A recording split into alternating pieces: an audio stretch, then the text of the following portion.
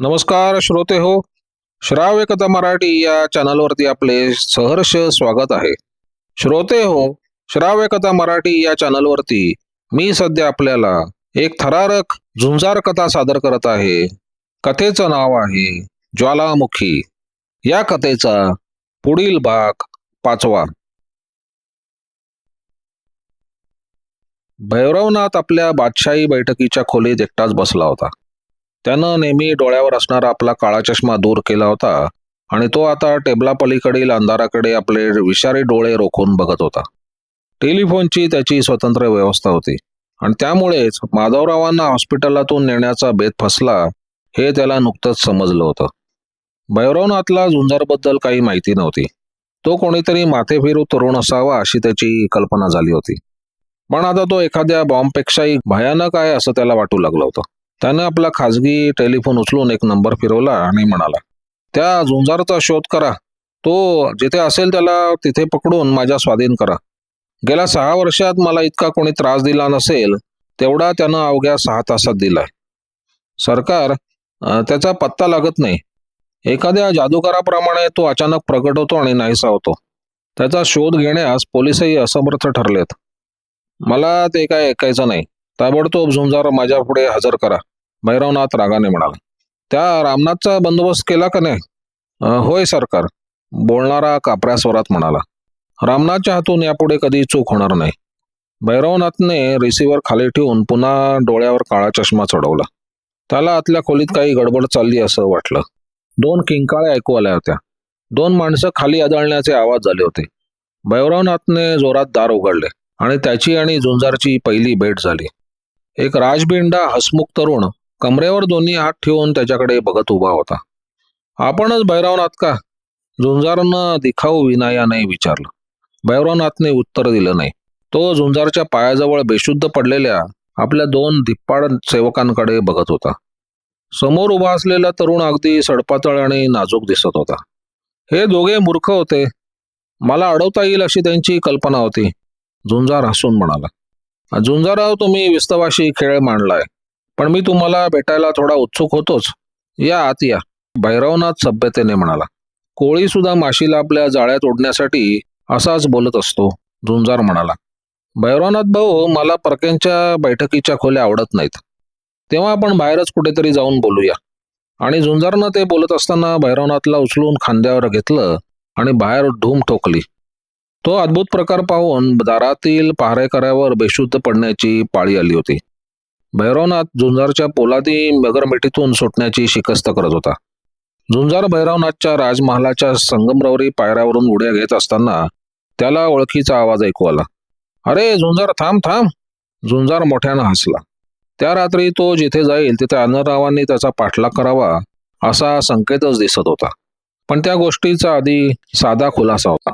झुंजारचा शोध करत असताना भटकत असलेल्या आनंदरावांना त्याची ती कार भैरवनाथच्या भव्य बंगल्यासमोर उभी असलेली दिसली आणि त्यामुळे ते चौकशी करण्यासाठी आपल्या मोटारीतून खाली उतरत होते. माफ करा आनंदराव, मला आता सवड नाही, झुंजार ओरडत म्हणाला.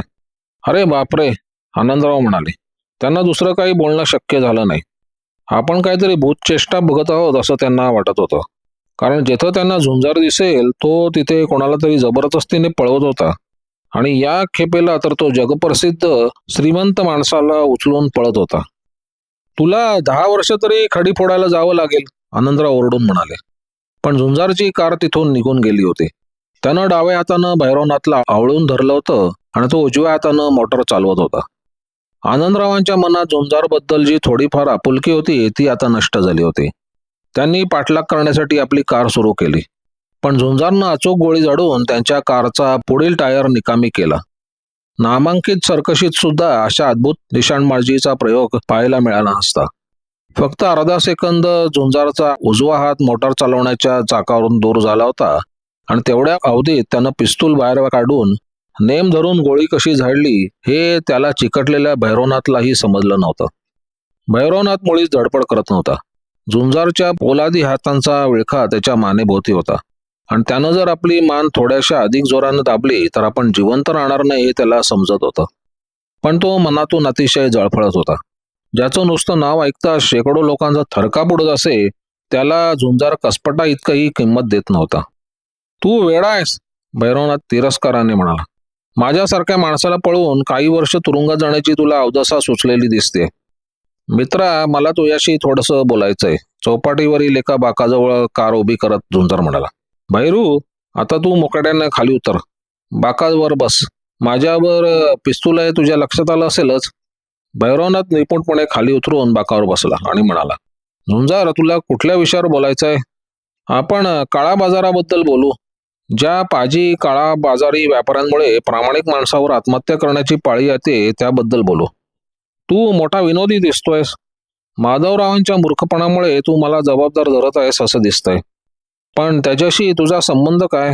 तू कोणत्या उद्देशाने हा वेडेपणा चालवलायस? भैरू, अगदी लाखाची गोष्ट बोललास. झुंजार त्याच्या पाठीत जोराची थाप मारून म्हणाला. तुला चांगला धडा शिकवण्याचा माझा उद्देश आहे. तू अन्यायाने मिळवलेल्या संपत्तीचा थोडासा भाग मला हवाय. तू तुझे हात हलवू नकोस भैरू. भैरवनाथ बाकावर बसला होता व झुंजार त्याच्या शेजारी उभा होता.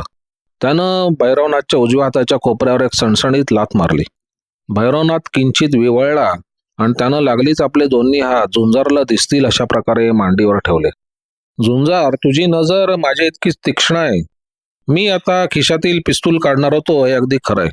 पण तू माझ्यासारख्या अफाट सामर्थ्यशाली माणसाबरोबर एकट्याने लढण्याचा मूर्खपणा करून काय मिळवणार आहेस? त्यापेक्षा काहीतरी फायदेशीर तडजोड करायला तयार हो. असं, हे बघ भैरू, तू सामर्थ्यशाली आहेस हे मला मान्य आहे. पण कोंबड्याच्या दाण्यांनी माझं पोट भरत नाही. मला हत्तीचं खाद्य लागतं. झुंजार म्हणाला. माझं म्हणणं एवढंच आहे की माधवराव आणि त्यांची मुलगी याच्याकडे तू वाईट नजर वळवू नकोस. म्हणजे तो कबुली जबाब पोलिसांच्या हाती पडणार नाही. माधवराव जोपर्यंत तुझ्या विरुद्ध बोलत नाही तोपर्यंत तू त्याच्या वाटेला जाऊ नकोस. सध्या मला आणखीन काही बोलायचं नाही. आपण ही पहिली मुलाखत येथे संपवू. आता मी तुला तुझ्या घरी पोहोचवतो.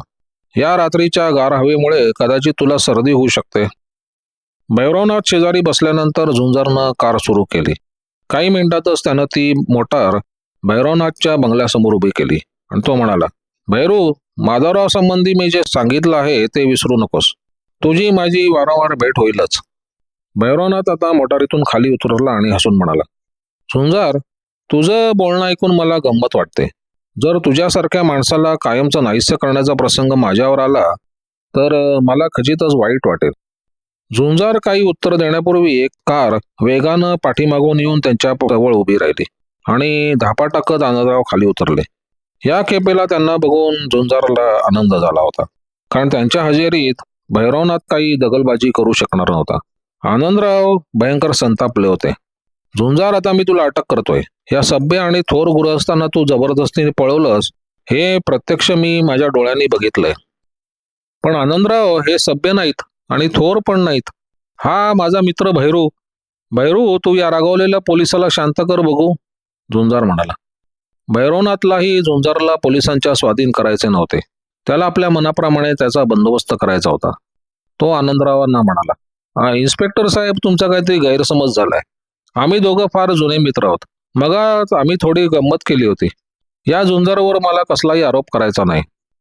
आनंदरावांची पुढे आलेली छाती फुग्याप्रमाणे फुटली. भैरवनाथचे बोलणे ऐकून ते इतके हादरले की तोल जाऊन नये म्हणून त्यांनी कारवर हात ठेवला होता. साहेब, हा तुमचा मित्र आहे? अशक्य, आनंदराव कसेबसे म्हणाले. अहो, मी प्रत्यक्ष माझ्या डोळ्यांनी बघितलं. आम्ही ती चेष्टा करत होतो, भैरवनाथ म्हणाला. तुम्ही आम्हाला आता सोडलं तर बरं होईल. साहेब, मी तुम्हाला सोडेन, पण या झुंजारला मात्र मुळीच सोडणार नाही, आनंदराव ओरडून म्हणाले. त्याच्यावर आणखीन एक आरोप आहे. त्यानं 1 तासापूर्वी माधवरावांना हॉस्पिटलमधून पळवलंय. कमाल आहे तुमची, झुंजार म्हणाला. तुम्ही माधवरावांच्या फॅमिली डॉक्टरांना फोन केलात तरी तुम्हाला सत्य समजले असते. कोणीतरी माधवरावांना पळवण्याचा डाव रचला होता आणि मी तो हाणून पाडला. तुम्हाला खोटा वाटत असेल तर या भैरूला विचारा. झुंजारचं म्हणणं अगदी खरं आहे, भैरवनाथ म्हणाला. खरं सांगायचं तर माधवरावांना त्यांच्या गुप्तशत्रूपासून वाचवण्याची मी झुंजारला विनंती केली होती. झुंजारबद्दल मी स्वतः हमी घेतो. त्यानं ज्यांना जखमी केलं ते बदमाश आहेत अशी चौकशी अंती तुमची खात्री पटेल. एखाद्या वेड्याप्रमाणे पायपटत आनंदराव आपल्या कारकडे गेले. भैरवनाथ सारख्या एका बाळा माणसानं हवाले दिल्यानंतर ते झुंजारला काही करू शकत नव्हते. झुंजार आपल्या कारमध्ये बसला. शाब्बास भैरू, तू आनंदरावांना अगदी चारेमुंडा चित केलेस. पण आता ते चौकशी करून माधवरावांना पळवणारे बदमाश कोण आहेत ते शोधून काढतील आणि त्यामुळे तुझी थोडीशी पच्चाई होईल नाही का? मुळीच नाही. एकदा अपयशी ठरलेल्या माणसांचा मी कधीच उपयोग करत नसतो. झुंजारनं कार सुरू केली. त्यानं हसत हात हलवत भैरवनाथचा निरोप घेतला. पण थोड्या अंतरावर गेल्यानंतर त्याची चर्या बदलली. त्याचे अंतर्मन त्याला धोक्याची सूचना देत होते. भैरवनाथच्या हस्तकांनी विजयच्या मोटारीचा पाठलाग तर केला नसेल, ती त्या बदमाशांच्या हाती तर सापडली नसेल. त्यानं घड्याळाकडे बघितलं. त्यानं वरळीच्या नाक्यावर विजयचा निरोप घेऊन आता फक्त 1च तास झाला होता. तिची कार आता फार तर पनवेलपर्यंत पोहोचली असेल. झुंजारनं मोटारीला कमालीचा वेग दिला. आणखीन 20 मिनिटात तो जुहू येथील खाजगी विमानतळावर पोहोचला. तेथे त्याचे छोटे पण वेगवान विमान होते. कोणत्याही वेळी ते प्रवास करण्याच्या तयारीत असेल अशी त्याची व्यवस्था केली होती. झुंजार हुशार वैमानिक होता. त्यानं आपल्या छोट्या विमानात कित्येक यांत्रिक करामती केल्या होत्या आणि त्याचबरोबर आपल्या प्रत्येक मोटारीत बिनतारी यंत्राची व्यवस्थाही केली होती. विमान हवेत उडत असतानाच त्यानं वायरलेसवरून मोटारीत विजयशी संपर्क साधण्याचा प्रयत्न केला. विजू, मी झुंजार बोलतोय. तुला माझं बोलणं ऐकू येतंय का? तो विमानातील रेडिओवरून एक वाक्य अनेकदा बोलत होता. काही मिनिटातच त्याला जबाब मिळाला. मला तुमचं बोलणं ऐकू येतंय, पण तुम्ही विमानात कशाला बसला? एवढं सोपं काम सुद्धा मी एकटे करू शकले नसते असं तुम्हाला वाटतं की काय? नाही, पण काहीतरी संकट ओढवणार असं माझं मन मला सांगत आहे. तू आता कुठे आहेस? मी पनवेल आणि चौक यांच्यामध्ये आहे. पण जरा थांबा. ही कांचन म्हणते पाठीमागून एक मोटार येते आणि ती आमचा पाठलाग करत असावी. झुंजारनं विमानाला वेग दिला होता. त्यानं ते बरेच खाली आणले होते. 1-2 मिनिटातच त्याला चौककडे एकामागून एक धावणाऱ्या 2 कार दिसल्या. या 2 मोटारीत फक्त 300 यार्डचे अंतर होते. ऐक विजू, झुंजार रेडिओवरून म्हणाला, मी आता आखाड्यात उतरणार आहे. तू बरोबर 1 मिनिटानं तुझ्या मोटारीचा वेग कमी करून ती बाजूच्या सपाट शेताकडे वळव आणि मोटारीच्या पुढल्या दिवांचा प्रकाश शेताच्या बऱ्याच भागावर पडेल अशी व्यवस्था करून माझी वाट पहा. ठीक आहे. झुंजारनं आपलं विमान आता बरंच खाली आणलं होतं. त्यामुळे आता त्या दोन्ही मोटारी त्याला स्पष्ट दिसत होत्या. पाठलाग करणारी मोटारी अतिशय वेगवान होती. झुंजारनं विमानाचा वेग आणखीन कमी करून त्या पाठीमागल्या मोटारीवर सर्चलाईट सोडला. ती मोटार उघडी होती. आत एकंदर 3 माणसं होती. एक कार चालवत होता तर दुसरे दोघे माना वर करून झुंजारच्या विमानाकडे बघत होते. झुंजारनं काही विशिष्ट कळ दाबली आणि त्याबरोबर विमानातून काहीतरी खाली कोसळले. तो निरुपद्रवी धुराचा बॉम्ब होता. पण मोटारीतील तिघेही अतिशय घाबरले होते. आपणावर एक भयंकर बॉम्ब कोसळत आहे अशा कल्पनेनं ड्रायव्हर घाबरला आणि ती मोटार एकाएकी बाजूला वळून एका खड्ड्यात शिरली आणि उलटली. मोटारीचा मोठा आवाज झाला. त्या अपघातातून ते तिघेही वाचण्याची शक्यता नव्हती. विजयच्या मोटारीच्या पुढील दिव्याच्या प्रकाशाच्या साह्यानं झुंजारनं आपलं छोटं विमान वळवून एका शेतात एखाद्या बादशाही राजहंस पक्षाप्रमाणे अलगद उतरवले. त्याच्या विमानाचं नावही राजहंस असेच होते. पहाटेच्या गार वाऱ्यानं माधवराव शुद्धीवर येऊ लागले होते. झुंजारनं त्यांना आणि कांचनला विमानात बसवलं आणि पुन्हा पुण्याच्या दिशेनं उड्डाण केलं. त्याच्या सूचनेप्रमाणे विजया लागलीच मोटारीनं मुंबईकडे परतली होती. झुंजारचं विमान खंडाळा घाटावरून उडत असताना माधवराव पुन्हा सावध झाले आणि कांचननं त्यांना थोडक्यात सर्व परिस्थितीची जाणीव करून दिली. झुंजारराव, तुम्ही हे का केलं? दुर्दैवी माधवरावांनी विचारलं. मला एकदा मृत्यूच्या उंबरठ्यावरून मागे खेचल्यानंतर तुम्ही भैरवनाथपासून मला बचाव का करताय? तुम्ही तसं करण्यात भयंकर धोका पत्करत आहात. मी तो धोका तुमच्या मुलीसाठी पत्करत आहे, झुंजार मध्येच म्हणाला. माधवराव, तुम्हाला शिक्षा करण्यास मी काही न्यायाधीश नाही, पण तुम्ही सध्या अज्ञातवासात जाणं योग्य आहे असं मला वाटतं. तुम्हाला तुमच्या जागेचा राजीनामा द्यावा लागेल. आणि भैरवनाथ तसाच मोकळा सुटणार की काय? त्यांनी खेदाने विचारलं. नाही, मी त्याचा योग्य बंदोबस्त केल्या वाचून स्वस्थ बसणार नाही, झुंजार निश्चयी स्वरात म्हणाला. पुण्यात तुम्हा दोघांची योग्य व्यवस्था केल्यानंतर मी तेच काम हाती घेतो.